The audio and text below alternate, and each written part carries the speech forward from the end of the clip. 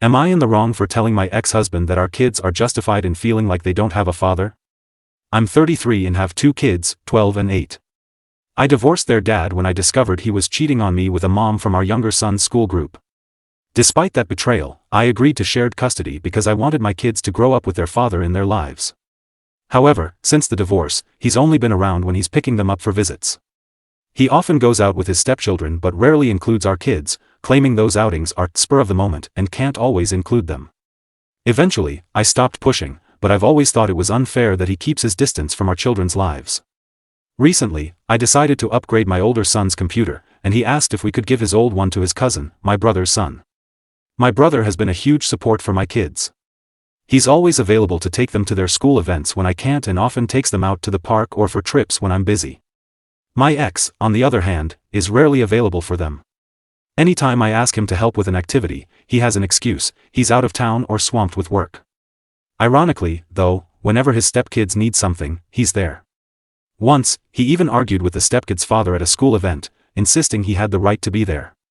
When my ex found out I gave the computer to my nephew, he got upset. He complained that if I had money to spare on a gift like that, I should have forgiven 2 months of child support he'd missed, since his finances were tight with a new baby. He added that if I could give away a computer, should have gifted it to either his kids or his stepkids, who share just one computer among the 3 of them. I told him my finances were none of his business and that I owed nothing to his stepchildren. Then his wife jumped into the conversation, accusing me of spoiling my son by giving him a new computer and of being petty for letting my son bring it to their house, claiming it was just to show off in front of his step-siblings. I told her she had no right to speak to me that way or question my decisions. I added that I allow my kids to see their father so they can grow up with him in their lives, not so she can interfere with how I parent. My ex was offended, but I told him this whole situation could have been avoided if his wife hadn't inserted herself where she doesn't belong. After that, things seemed to calm down until last week. I went to pick up the kids, and my ex was visibly upset. He explained that he tried reading a bedtime story to our youngest. At home, he still likes to be read to before bed, usually by me, his brother, or my brother, and when none of us are around, he listens to audiobooks.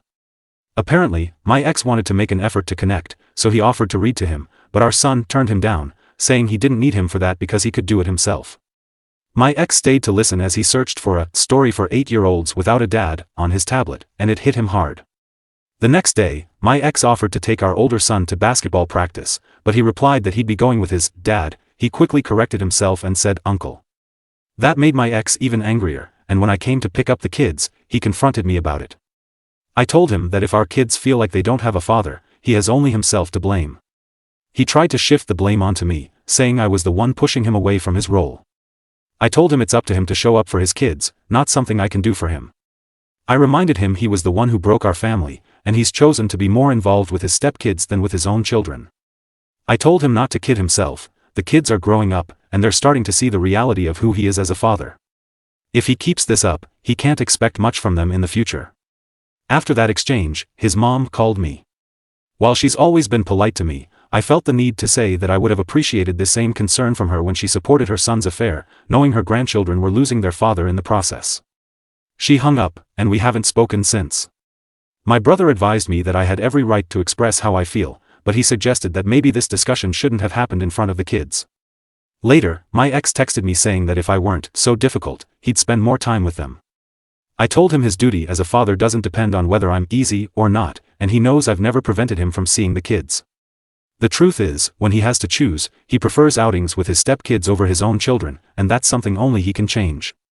Relevant comments. You can only do so much, OP. And don't let him off the hook for any child support. The fact that it's stretching his budget is a him problem, not a you problem. And I agree with your brother that conversation should not have happened in front of the kids. But, if I understand correctly, your ex chose the time and place, not giving you much choice in the matter. NTA, Update 1, 11 days later. These past days have been a bit unusual. First, I want to thank all of you. I didn't expect to receive so much advice, and I never thought this app would be so useful. It's not very popular in my country. Now, back to the topic. My ex sent me messages saying he wanted to resolve things, stop arguing, and talk to me. I agreed. He came to my house, and we didn't beat around the bush, we went straight to the point. He asked me if I really thought he was a bad father.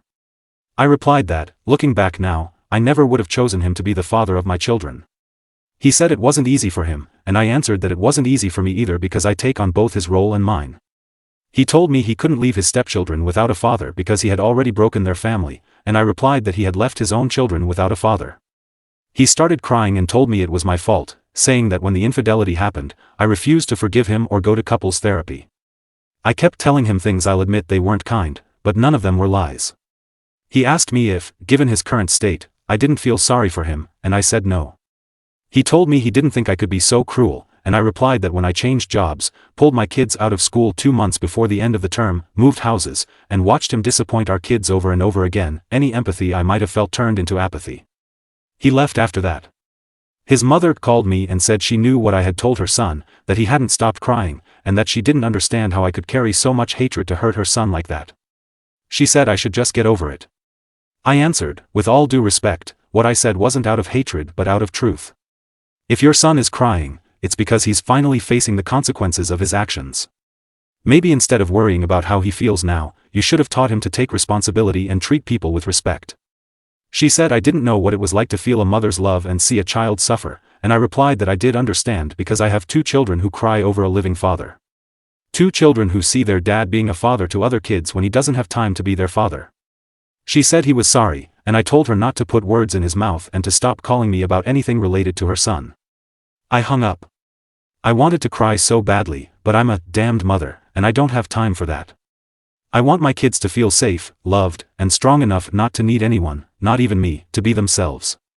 Last Thursday, I took my kids to their cousin's birthday party, hosted by my ex-sister-in-law. I still have a good relationship with her. She was the one who told me about the infidelity and that her mother was already encouraging it. My ex showed up alone and irritated. My kids kept their distance from him.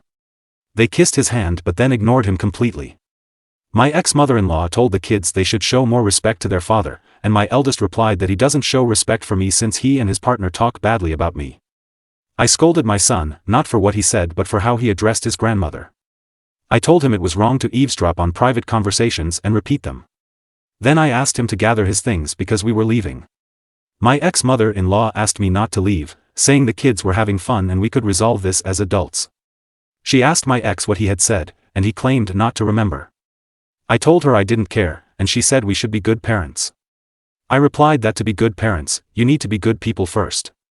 My ex was getting agitated. My ex-mother-in-law asked why we couldn't have a civilized co-parenting relationship. I told her everything I've mentioned here about his free will to see the kids and how the second custody agreement isn't working since he only sees them some weekends. My ex didn't want to discuss it, saying he had too many kids at home.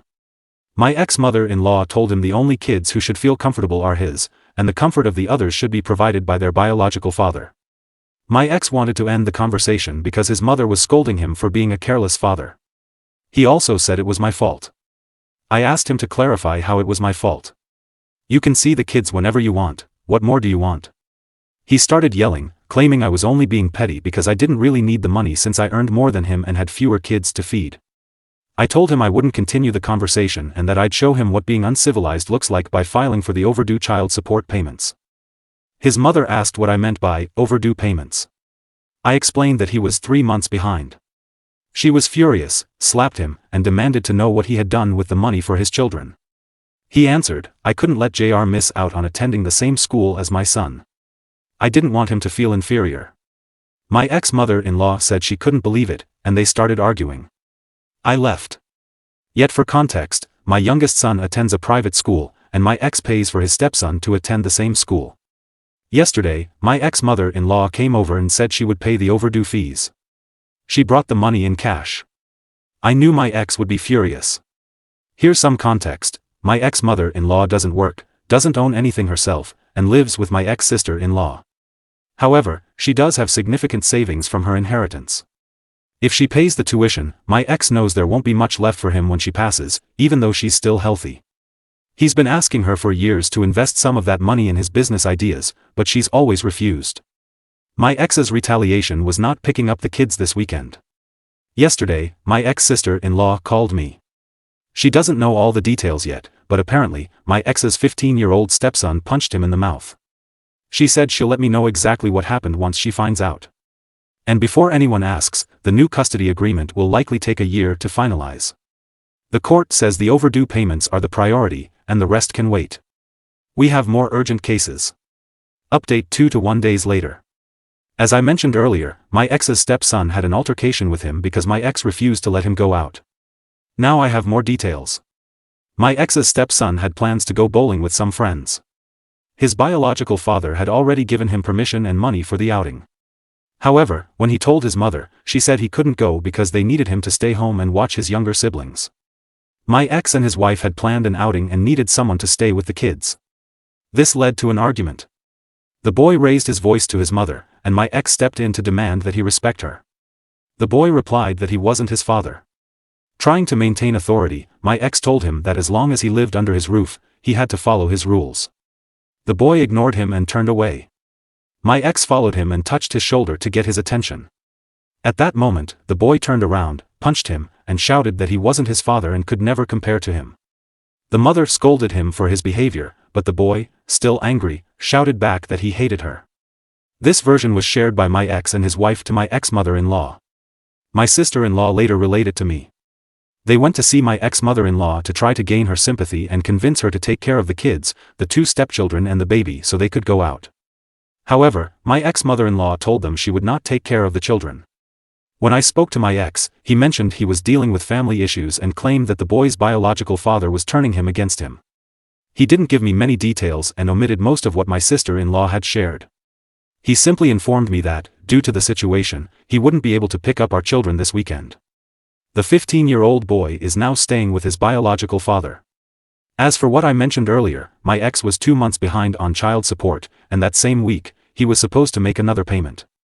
He didn't, leaving him 3 months behind. In the end, his mother was the one who covered the overdue amount. Regarding the child who attends the same school as my son, it's not the 15-year-old involved in the altercation. It's his younger stepbrother, who is 8 years old, the same age as my son. I decided to enroll my son in that school when the affair became public. At the time, I was working as a kindergarten teacher at the same school, and the boy had been one of my students. We all knew each other, and to protect my children from rumors, I transferred them to a private school. This happened 2 months before the school year ended. Thanks to the circumstances and the support of some kind people, we managed to get them admitted. Update 3 to 4 days later. The discussion about how I could afford private school tuition on a kindergarten teacher's salary. To clarify, I am no longer a kindergarten teacher, I am a high school teacher, and salaries in education vary significantly depending on the country. In my country, salaries in education are quite competitive compared to other jobs. To clear up any further assumptions, microbusinesses, $280 small businesses, $315 medium-sized businesses, $350 large businesses, $370. My field, education, early education, kindergarten $800 to $1,000, primary education, $900 to $1,100, secondary education, $1,100 to $1,300, secondary education with 5 years of experience, $1,300 to $1,400, associate professor, master's degree $1,050 to $1,400, full professor, doctorate $1,400 to $1,750. The cost of living here is affordable, and I mentioned that in several comments.